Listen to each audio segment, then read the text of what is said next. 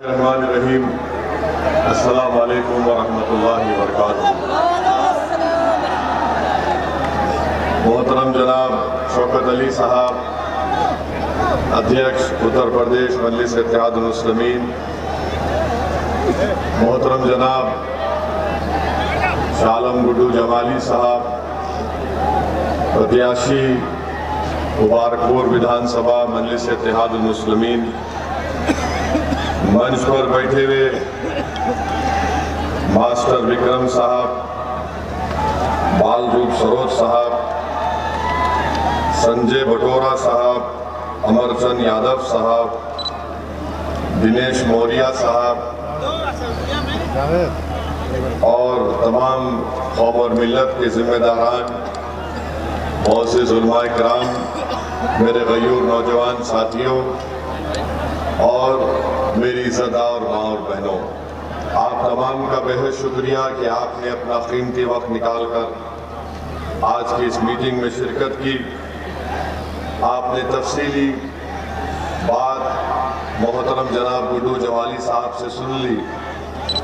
मैं आपसे सिर्फ यही गुजारिश करने आया हूँ कि 7 तारीख के दिन आप तमाम लोग मुत्तहिदा तौर पर अपने एक वोट का इस्तेमाल करिए और याद रखिए, अगर आप मुत्तहिद होकर अपने वोट का सही इस्तेमाल वतन के निशान पर मोहतरम जनाब गुड्डू जमाली साहब के हक में करेंगे तो ये कामयाबी सिर्फ गुड्डू जमाली साहब की नहीं होगी, बल्कि ये कामयाबी आप तमाम के इत्तेहाद की, आपके सियासी शऊर की कामयाबी होगी। मेरे अजीज दोस्तों, मेरी इज़्ज़तदार माँ और बहनों, मैं सबसे पहले शुक्रिया अदा करता हूँ गुड्डू जमाली साहब का।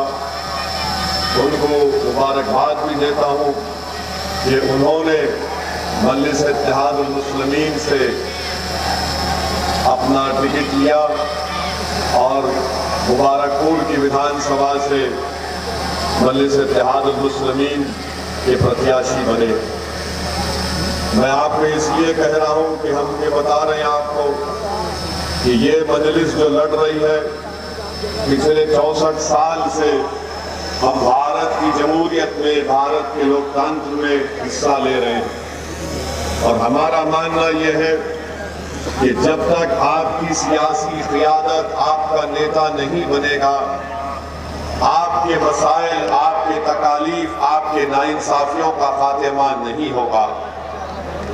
हमारा पैगाम यही है कि भारत का संविधान जिसको बाबा साहिब अम्बेडकर ने बनाया, उस संविधान में बाबा साहिब ने प्रियम्बल में लिखा, लिबर्टी आज़ादी, इक्वालिटी यानी मसावात, फ्रेटर्निटी भाईचारगी और जस्टिस इंसाफ, ये 4 चीजें ऐसी हैं कि अगर आपको इन चारों चीजों को हासिल करने का है, इंसाफ को, मसावात को, भाईचारगी को, तो आपको एक सियासी ताकत बनना पड़ेगा। अम्बेडकर ने यह संविधान जरूर बनाया, मगर अम्बेडकर ने कहा कि इन 4 चीजों को जब तक पिछड़ा समाज, अति पिछड़ा समाज, दलित और अल्पसंख्यक समाज, जब तक तुमको इंसाफ नहीं मिलेगा, भाईचारगी नहीं होगी, मसावात नहीं होगा, तुमको आजादी नहीं मिलेगी। और आजादी का मतलब इज़हारे ख्याल का, बोलने का, अपने हम क्या खाएंगे, क्या पहनेंगे, वो हमारा मौक़िफ़ है। ये जब तक आप अपनी सियासी क़ियादत को नहीं बनाएंगे, आप अपने मसाइल को हल नहीं कर सकते। यही लड़ाई मजलिस इत्तेहादुल मुस्लिमीन की है। हमारी लड़ाई किसी हमारे हिंदू भाई के खिलाफ न थी, न है, न कभी रहेगी। अगर आज असदुद्दीन ओवैसी हैदराबाद से निकलकर मुबारकपुर की मुबारक सरजमीन पर आया है, तो मैं 2 मरतबा का विधायक और 4 मरतबा मुझे हैदराबाद की आवाम ने अल्लाह के फजल व करम से मुझे सांसद के तौर पर मुंतखब किया। और अगर कोई 4 मरतबा पार्लियामेंट का इलेक्शन जीतता है तो मुझे हर समाज का साथ मिलता है हैदराबाद में, तभी तो हम जीतते हैं। हमको जो मुकाबला करने हमसे बीजेपी के लोग आते हैं, हमसे मुकाबला करने कांग्रेस के लोग आते हैं, जब उनको हार हो जाती है तो बोलते हैं ओवैसी ने ध्रुवीकरण की राजनीति की, ओवैसी ये किया। मैं आपको ये बताने आया हूं कि मैं जिस खानदान से या जिस घराने से आता हूं, मैं कोई नवाब खानदान से निकल कर नहीं आया, मैं कोई रईस खानदान या आला खानदान से निकल कर नहीं आया।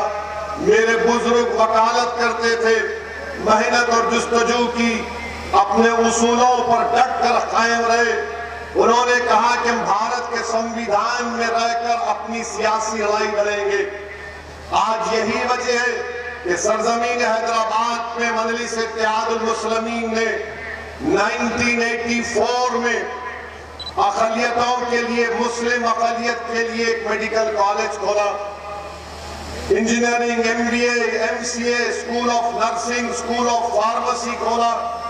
हम 2 अस्पताल चलाते हैं। हर साल गवर्नमेंट के 10वीं जमात के उर्दू मीडियम स्कूल में उनकी 10वीं जमात की एग्जामिनेशन फीस हम देते हैं, उनके लिए बैग देते हैं। और अगर कोई बच्चा या बच्ची उसमें उनका 80-90% ग्रेड आता है तो एक को 5-6 हजार का नकद इनाम देते।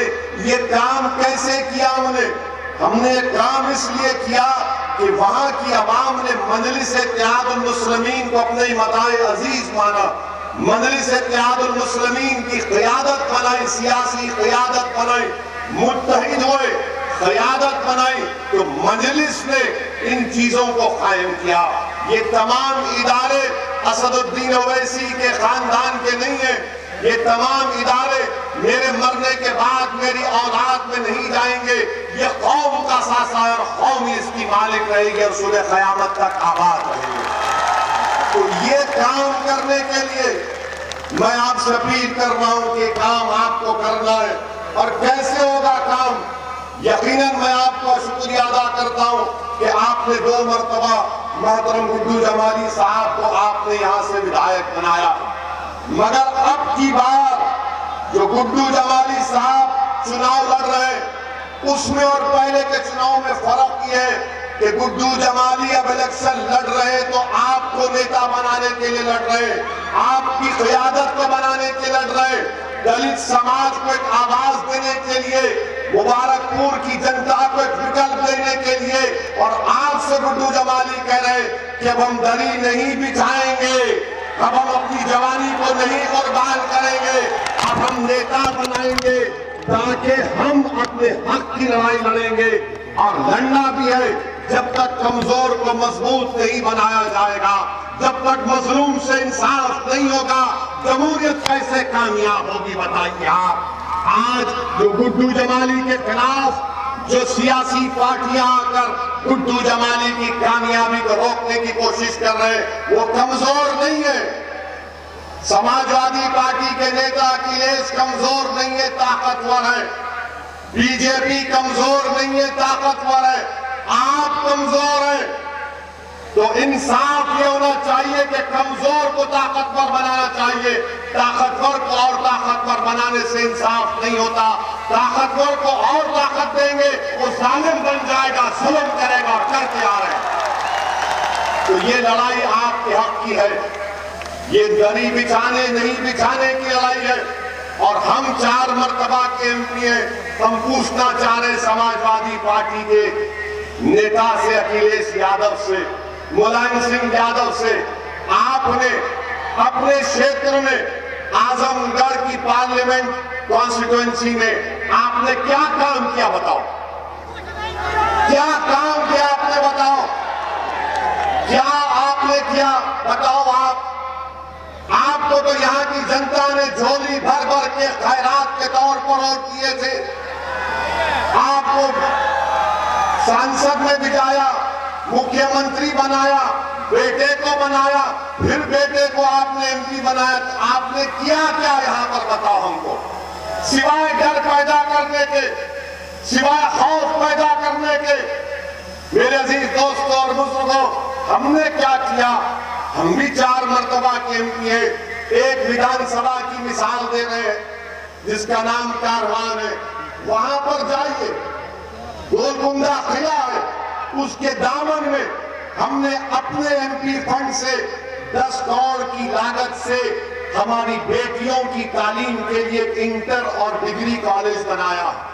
10 करोड़ की लागत से सौों हमारी बेटियां वहां पर पढ़ती हैं, हिजाब पहनकर, बगैर हिजाब, जो भी उनकी मर्जी यहाँ की पढ़ के जाती है, गरीब परिवार की। आपने क्या किया? आपने कुछ नहीं किया। आप शिक्षा पे क्या किया? बताओ, कुछ नहीं किया आपने। तो याद रखिए, जब तक आपका नेता नहीं होगा, आपकी आवाज कोई नहीं सुनेगा। अभी हमारे भाई गुड्डू जमाली ने कहा कि समाजवादी के लोग बोलते हैं कि अगर गुड्डू जमाली यहां से जीत जाएंगे, अरे जीतेंगे इंशाअल्लाह ताला। तो क्या करेंगे? मजलिस के अगर 6, 7 या 8 जीत गए तो क्या करेंगे? हम उनको जवाब देना चाह रहे हैं। समाजवादी के भी 5 एमपी हैं लोकसभा में, 5 है ना? समाजवादी के 5 है और मजलिस इत्तेहादुल मुस्लिमीन के 2 हैं, एक असदुद्दीन और एक इम्तियाज जलील। मगर समाजवादी के 5 में अगर अखिलेश भी खड़े हो गए, मुलायम भी खड़े हो गए, तो भारत की लोकसभा हिलती नहीं। भारत की लोकसभा के दरो दीवार कब काम थे? जब असदुद्दीन गरीब और मजलूम की इंसाफ की बात करता है। यही तो काम आपको करना है कि जब गुड्डू जमाली जीतकर उत्तर प्रदेश की विधानसभा में अब की बार जाएंगे तो उनकी जबान पर ना बसपा का ताला होगा, ना सपा की को रोक टोक होगी। वो आपकी जबान में हाकिम वक्त को बताएंगे, मुबारकपुर हो, उत्तर प्रदेश हो, अब जुल्म नहीं चलेगा, अब इंसाफ और हक की मुतालबा होगा। मेरे अजीज दोस्तों और बुजुर्गों, यही पैगाम आपको हम देने आए, यही पैगाम आपको देने आए हैं। अब जहां कहीं भी हम चले जाते, जहां कहीं भी हम कैंपेन करते, वहां पर ये इल्जाम लगा दिया जाता कि ओवैसी आया है और बीजेपी को फायदा पहुंच जाएगा। अरे ये बताओ, 2019 के लोकसभा चुनाव तो हम नहीं लड़े, तो फिर मुलायम सिंह की मैनपुरी में मेजॉरिटी कैसे कम हो गई? अच्छा, यहां पर अखिलेश जीते तो क्यों जीते बताओ? अगर आप वोट नहीं डालते तो जीतते हो। ईमानदारी से बोला, अगर आप वोट नहीं डालते तो जीतते हो। अगर गुड्डू जमाली उनको मुबारकपुर से मेजॉरिटी नहीं दिलाते तो जीतते हो। नहीं जीतते। मगर सियासत आपसे की जा रही है, हम सियासत नहीं कर रहे। हम सियासत में है आपको इंसाफ दिलाने के लिए, नेता बनाने के लिए। समाजवादी आपसे सियासत कर रही है, धोखा दे रही है। क्यों नहीं मुबारकपुर को, जब दिल्ली हमारे देश की राजधानी है, मुंबई हमारी कमर्शियल राजधानी है, क्यों नहीं मुबारकपुर को इल्म की राजधानी बनाया जाए? मुबारकपुर को इल्म की राजधानी बनाया जा सकता है।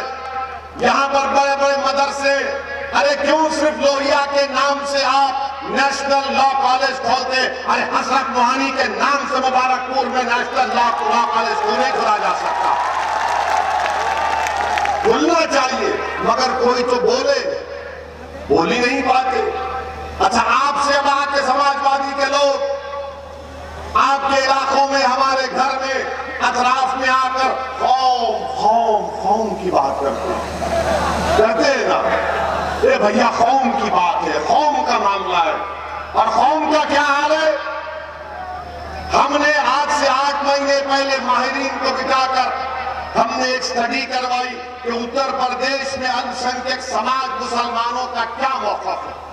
रिपोर्ट है हमारे पास, हमारे वेबसाइट पर अवेलेबल है। आपको मालूम, जो कौम की बात करते हैं उनसे पूछो। और अगर हम जो कह रहे हैं, अगर कोई इनकार कर रहा है, आंकड़े दे रहे, जगह बता दो, 7 तारीख से पहले वक्त बता दो, चाहे दुनिया का बड़ा माहिर सप्पा वाले ला लो, 10 मिनट के अंदर तो उठकर भाग जाओगे हमारे सामने से। आपको आपको तकलीफ होगी हम जो बयान कर रहे हैं। आपको मालूम उत्तर प्रदेश में अगर 10 मुस्लिम छोटे बच्चे और बच्चियां हैं तो 7 पढ़ना लिखना नहीं जानते, हिसाब किताब करना नहीं जानते। आपको मालूम उत्तर प्रदेश में सबसे कम बैंक अगर किसी इलाकों में है तो अल्पसंख्यक समाज और दलित इलाकों में बैंक कम है। इसका जिम्मेदार मैं हूं। क्या आपको मालूम अगर 10 बच्चे हाई स्कूल को जाते तो सिर्फ 3 मुकम्मल करते, यानी 7% हाई स्कूल मुकम्मल करते, इसका जिम्मेदार मैं। ग्रेजुएट सिर्फ 4% है मुसलमानों के, इसका जिम्मेदार मैं। 5 से 14 साल के दरमियान में सबसे ज्यादा उत्तर प्रदेश में बच्चा मजदूरी करने वाले कौन? मुसलमान, इसका जिम्मेदार मैं। आप बताइए सबसे कम जमीन किसी के पास 2 एकड़ है तो 2% भी नहीं है मुसलमान, इसका जिम्मेदार मैं हूं। आपको मालूम कि सबसे पहले 6 साल पहले कोई दुनिया से चला जाता है फॉरवर्ड क्लास से तो आप हैं। कौन जिम्मेदार है इसका? अगर मुबारकपुर में किसी मुस्लिम घर में एक घर में खर्चा 7 रुपये होता है तो वही दिल्ली हैदराबाद में 10 रुपये खर्च होते हैं। क्यों? इसका जिम्मेदार मैं। सबसे ज्यादा नौजवान अगर उत्तर प्रदेश, मुबारकपुर, आजमगढ़ छोड़कर मुंबई, दिल्ली, पंजाब जाता है तो मुसलमान सबसे ज्यादा कमाकर पैसा वापस भिजाने वाला वो मुसलमान। फिर बताओ इंसाफ क्यों नहीं होता? क्योंकि तुम्हारी आवाज नहीं है, तुम्हारा कोई नेता ही नहीं है। और ईमानदारी से हमारी बात का जवाब दो आप। क्या आपने कभी आंकड़े सुने आपके बर्बादी के? तुमने कभी सुना ये कि ये हाल जमीन पर हमारा करके रख दिए?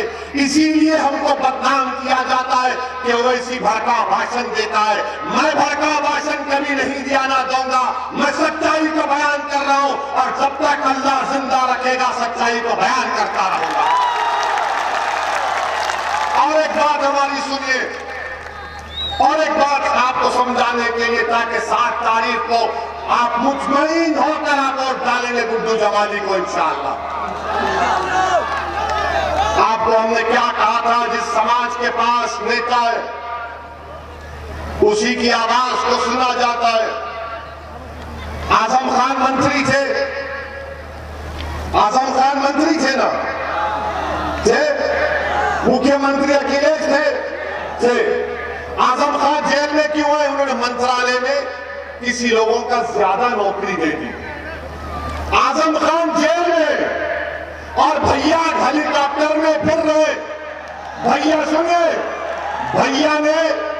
भैया ने लखनऊ से आगरा की रोड बनाई, भैया ने स्टेडियम बनाया, भैया ने रिवर फ्रंट बनाया। राजा हरिश्चंद्र के जानशीन थे। दूध नहीं पिया, मलाई नहीं खाई, घी घर को लेकर नहीं गए। अरे पूरी भैंस को उठाकर लेकर चले गए, मगर जेल में आजम है और अखिलेश बाहर है। तो मालूम हुआ आपकी आवाज नहीं है, आपकी आवाज नहीं है, कोई पूछने वाला नहीं है। बताओ, मोदी जी ने कहा था अखिलेश पे इतना इल्जाम। मोदी जी आप भी मिले हुए हैं क्या? मोदी को आजम का नाम पसंद नहीं है, मगर अखिलेश है तो कहते हैं कि भाई का बेटा है, आजम सौतेला है। और एक मिसाल, महाराष्ट्र के नवाब मलिक उतरोला के रहने वाले हैं, बलरामपुर जिले के। नवाब मलिक पर इल्जाम क्या है कि उन्होंने 1999 में जमीन खरीदी, वो नहीं खरीदे, वो जेल में चले गए। और उन्हीं की राष्ट्रवादी कांग्रेस का डिप्टी सीएम है। मोदी ने अपने भाषण में कहा कि अजीत पवार पर 3000 करोड़ रुपए का फ्रॉड करने का इल्जाम मोदी ने लगाया। जेल में कौन है? नवाब मलिक है, क्योंकि नवाब मलिक सौतेला है और मोदी के लिए अजीत पवार भाई है। आपकी कोई आवाज नहीं है। अब जब हमने इसको उठाया तो समाजवादी और महाराष्ट्र में खलबली मच गई कि अरे इसकी जबान को कोई तो रोको, ये क्या क्या बोले जा रहा है। ये सच्चाई हम आपसे कह रहे हैं। गुड्डू जमाली से जो सुलूक किया गया, क्या वो आपको पसंद है? मेरे भाई, अगर असदुद्दीन ओवैसी मुबारकपुर का नहीं हो, अगर मैं आपके घर पे आ जाऊंगा और आपसे कहूंगा कि मैं तुम्हारे सामने झोली फैलाकर तुमसे भीख मांग रहा हूं कि गुड्डू जमाली को कामयाब कर दो, तो आप बोलेंगे यार मेरे घर को आ गया ये लड़का, ये दीवाना मेरे घर को आ गया। आप बोलेंगे बैठो, सर पे हाथ रखाएंगे, बुजुर्गों से पानी पिलाएंगे और बोलेंगे तुमने हमारे घर पर आया, तुमने हमारे चौखट पर आ गए तुम, अब हम तुम्हारा साथ देंगे। अखिलेश यादव ने क्या किया? गुड्डू जमाली को मुबारकपुर से अपने घर पर बुलाया, घर के अंदर बिठाया और बोला कि कहां से लड़ना चाह रहे लड़ लो, आप पूछ लो गुड्डू जमाली साहब से। आप हम जाने के बाद घर पर बुलाकर पीठ में खंजर मारता है ये और बोलता है कि टिकट नहीं देंगे। अरे अखिलेश, अब हम टिकट मांगने वाले नहीं, हम बांटने वाले बन चुके हैं इंशाअल्लाह ताला। तुम घर कर बुलाकर किसी मेहमान की तौहीन करते हो, वो तुम्हारा तरीका होगा। अगर हमारे घर पर हमारा दुश्मन भी आ जाता है तो उसको गले लगा लेते हैं, ये हमारा तरीका है। मेरे अजीज दोस्तों और बुजुर्गों, इसीलिए हम आपसे कह रहे कि अब दरी नहीं बिछाएंगे, अब दरी नहीं बिछाएंगे। और अखिलेश यादव से पूछा गया कि कर्नाटका की वो बच्ची जो हिजाब और निकाब का मसला चल रहा है, मीडिया ने पूछा बोलो अखिलेश इस पर कुछ बोलो, तो अखिलेश ने कहा सुनाई नहीं दे रहा। हिजाब और निकाब की बात आई तो बहरे पड़ गए, और जब बात आई पूछा गया मीडिया ने मुस्लिम वोट, तो कहा कुछ नहीं सुनाई दे रहा है। आपने सुना वो वीडियो अखिलेश का? अब अखिलेश को क्या सुनाई दिया मालूम आपको?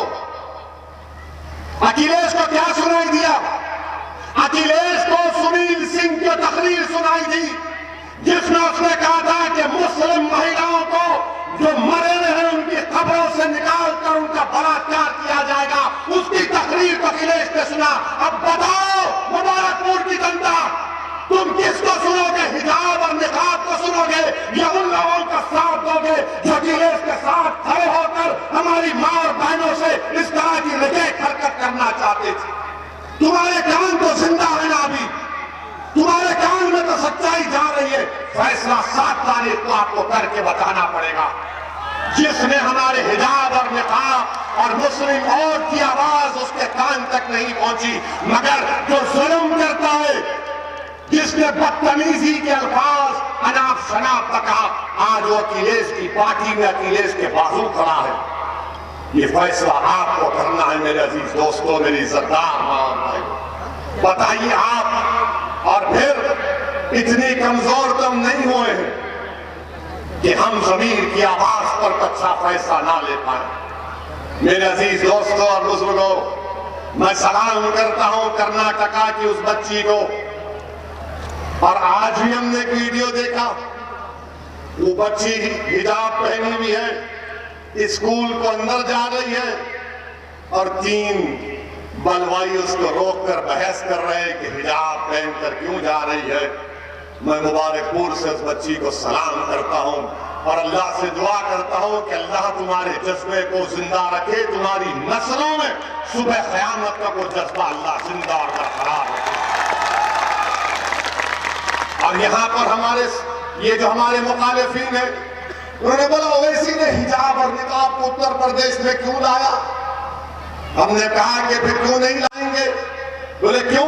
बोला भारत के संविधान की धज्जियां उड़ाई जा रही हैं। जिस संविधान को अम्बेडकर ने अपने खून पसीने से बहाया, उसकी धज्जियां उड़ाई जा रही। उस संविधान में आर्टिकल 29 है। आर्टिकल 29 कहता है कि जिस किसी का जो कल्चर है वो उसका फंडामेंटल राइट है। मेरा फंडामेंटल राइट है। सुप्रीम कोर्ट ने कहा कि कौन क्या पहनेगा, क्या खाएगा, वो फंडामेंटल राइट है, राइट टू चॉइस। मैं सर पे टोपी पहनता था, पहनता रहूंगा। मेरे चेहरे पे दाढ़ी है, दाढ़ी रहेगी। मेरी बेटी अगर हिजाब निकाब करना चाह रही तो पहनेगी।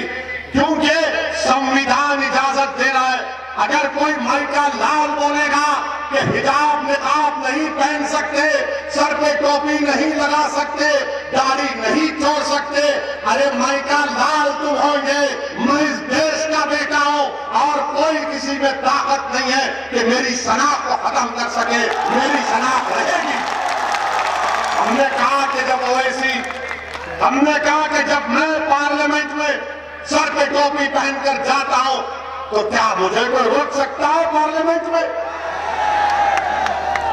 मेरे अजीज दोस्तों और बुजुर्गों, ये फर्क है। इनके 5 MP हैं, आपके 2 हैं, और 2 में से एक खड़ा हो जाता है तो बीजेपी के 300 MP खड़े होकर कोई बोलता बैठ जाओ, कोई बोलता खड़े हो जाओ, कोई बोलता क्या क्या बोलते। मगर जब समाजवादी के लोग खड़े होते वो बोलते अपना है बोलने दो, अपना है बोलने दो। मेरे भाई, जब हम 2019 जुलाई में 4थी मर्तबा MP बनकर गए, हर MP को वोट लेना पड़ता, हल्फ लेना पड़ता। हमने अल्लाह के नाम पर, भारत के संविधान पर वोट लिया।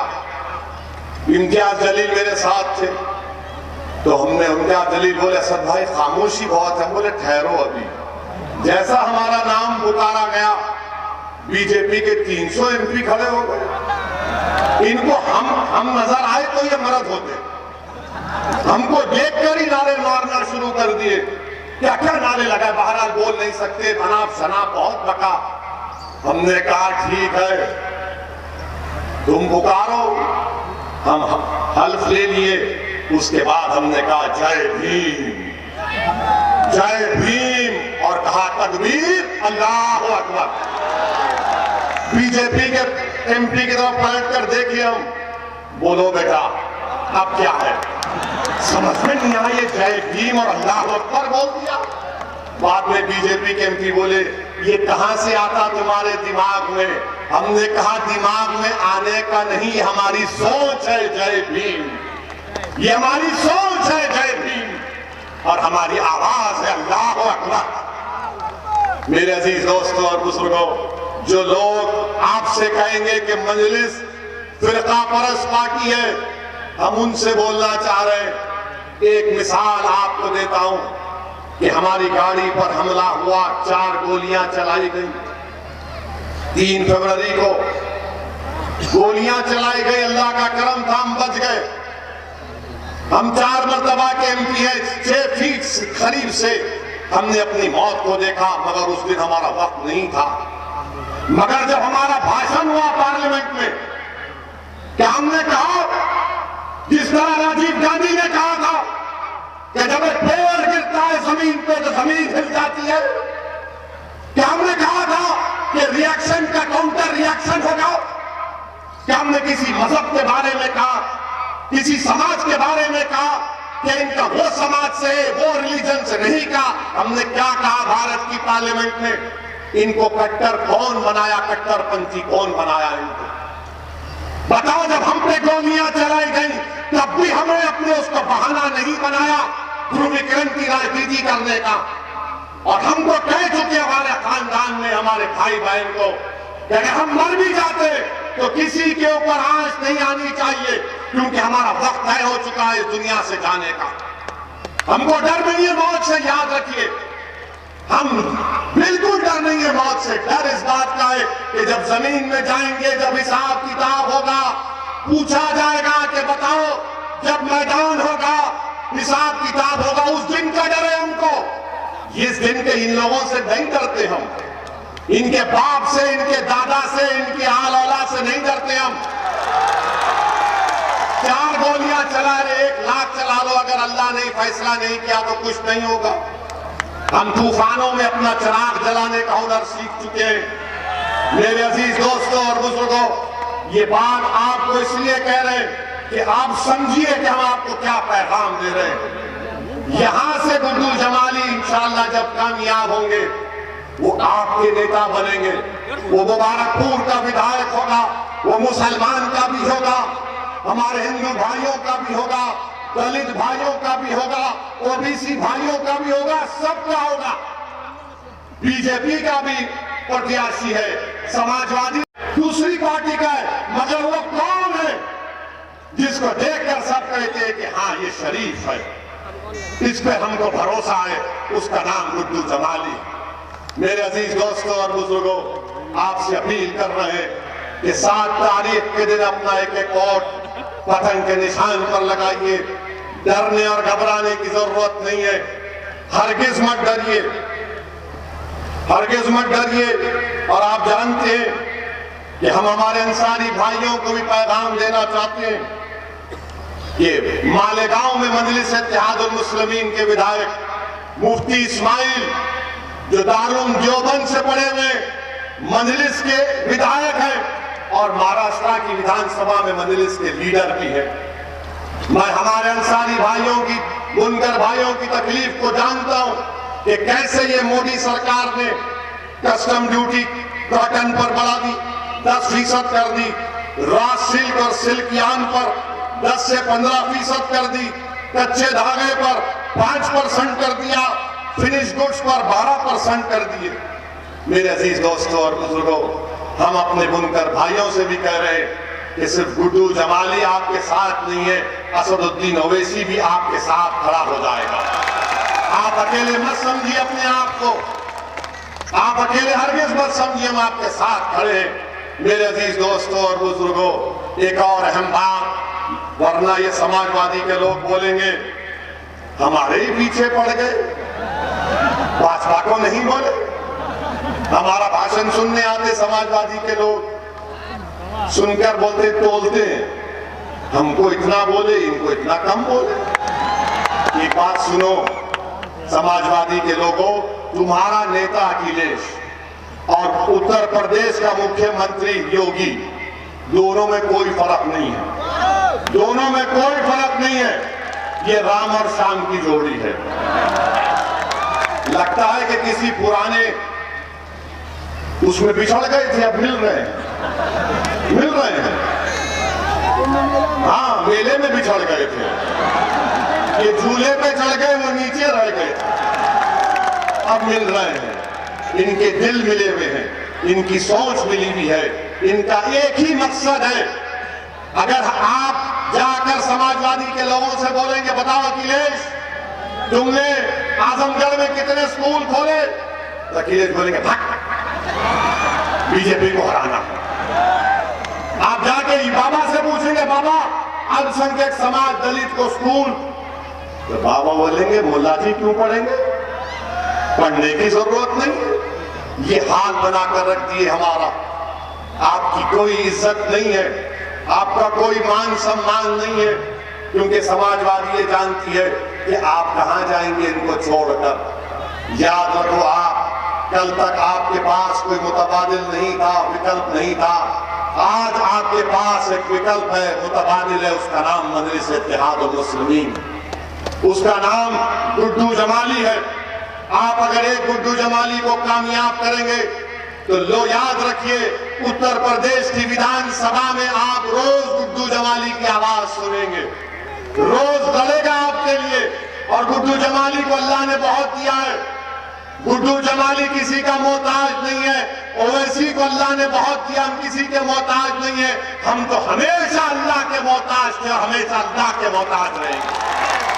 और जब कभी हमको तकलीफ होती है तो हम दुआ करते हैं कि हस्बुनल्लाहु व निअमल वकील, हस्बुनल्लाहु व निअमल वकील, अल्लाह हमारे लिए काफी। मेरे अजीज दोस्तों और बुजुर्गों, आपको यही पैगाम देने आए हैं कि मुत्तहिद हो जाइए, अपना एक एक वोट का इस्तेमाल करिए। पतंग का निशान आपका निशान है। 7 तारीख के दिन मुबारकपुर के आसमानों में सिर्फ पतंग नजर आना चाहिए। उन लोगों का साथ मत दीजिए जो आपकी बर्बादी के जिम्मेदार हैं। उन लोगों का साथ मत दीजिए जो आपको दूसरे दर्जे का शहरी बनाना चाहती है।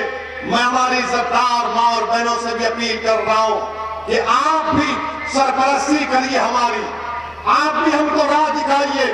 और मैं सलाम करता हूँ उन नौजवानों को जिसके ताल्लुक से समाजवादी के लोग कहते हैं कि ओवैसी का भाषण सुन के नौजवान जज्बाती हो जाता है।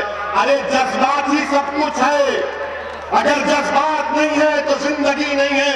मैं सलाम करता हूं नौजवानों को जो जज्बाती हो जाती है। अपने जज्बात को काबू में रखिए, अपने जज्बात को सही राह दिखाइए और 7 तारीख के दिन पतन के निशान पर वोट लगाइए। और आखिर में आपको बताना चाहते हैं कि आजकल अमित शाह के बारे में बोल के खत्म करते हैं। हमसे कहा गया कि अमित शाह के बारे में बोलिए। आजकल अमित शाह ने उनकी एक तकरीर किसी ने हमको भिजाई, भाषण उनका, वो आजकल जैसा बाबा मौसम वैज्ञानिक बन चुके हैं। मैं 10 तारीख के बाद आजमगढ़ से हवा निकाल दूंगा। बाबा के कौन सी मशीन आपके पास से हवा निकालने की? आप क्या पेंचिस के डॉक्टर बन चुके हैं? क्या आप पेंचिस के डॉक्टर बन चुके हैं? तो अमित शाह ने अपने भाषण में कहा वो समय के यात्री बन चुके हैं, समय के यात्री। उन्होंने एक जगह पर कह दिया कि मैं 2030 में यहां पर आया था। अरे कहां पर आए थे भाई आप? फिर एक जगह कह दिया मैं 2080 से मोदी जी के साथ हूं। क्या शाह साहब आप तो समय के यात्री हैं, 30 में भी चले गए, हम तो 22 में ही फंसे गए हैं। 2080 में चले गए, हम 22 में ही फंसे हैं। बहरहाल बीजेपी हर महाज पर नाकाम साबित हो रही है। और हमारी बात को याद रखिए, जैसा मतदान हो जाएगा शाम तक पेट्रोल डीजल और गैस की कीमतों में इजाफा हो जाएगा। ये इजाफा हो जाएगा, याद रखना हमारी बात को। इसीलिए आपको जरूरी है कि आप यहां से गुड्डू जमाली साहब को कामयाब करिए। मैं शुक्रिया अदा करता हूं हाजी मंजूर साहब का, हाजी रफी साहब का, हाजी नुमान साहब का, हाजी लुकमान साहब का, हाजी साबिर का, नईम साहब का, मुफीद अहमद पप्पू साहब का, जुबैर अहमद साहब का, महबूब अंसारी प्रधान साहब का और अफरोज साहब का, आप तमाम का, कि आप लोग ये वादा कर रहे कि 7 तारीख को आप सब मिलकर गुड्डू जमाली को पतंग के निशान पर बटन दबाएंगे। हाथ उठाकर पैगाम दे दीजिए। हमारी माँ और बहनों से भी अपील कर रहे हैं कि आप भी इसको याद रखिए, ये आपकी लड़ाई है, आपको अपना कायद बनाने का है और गुड्डू जमाली को आप कामयाब करेंगे, आपकी कामयाबी होगी। बहुत बहुत शुक्रिया। अस्सलाम वालेकुम व रहमतुल्लाहि व बरकातहू।